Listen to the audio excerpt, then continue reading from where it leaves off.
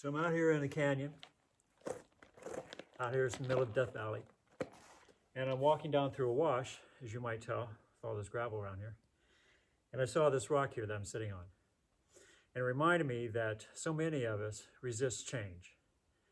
Just like this rock has resisted the elements around it and is standing alone now by itself in the middle of a field of debris and destruction by the elements.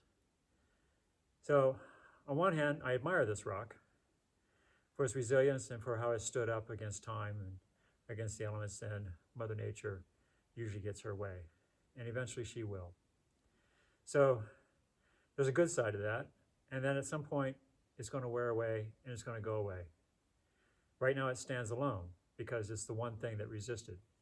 And so it's here by itself. No other rocks next to it that's like it. Everything else is gray from the wash that's down here. The rocks that were here that were like it have given way to the times of change. Sometimes we have to do the same thing in our lives. We have to step forward and decide when it's time to move on and realize that we can't stay stuck in the past. The future is coming no matter what you do. No matter how hard you try to resist, the future is coming.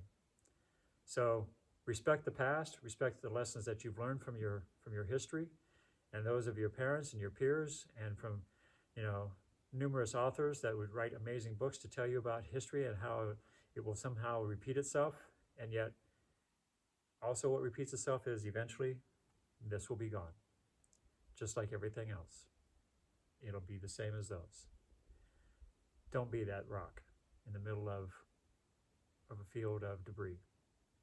Do something with your life. Step up, step forward, look around, realize that when time to change means to move on, to change your skill set, to change your perspective, to change where you're at in life, realize that those are things that you need to do to keep making progress. Otherwise, you may die alone. I'll see you guys tomorrow.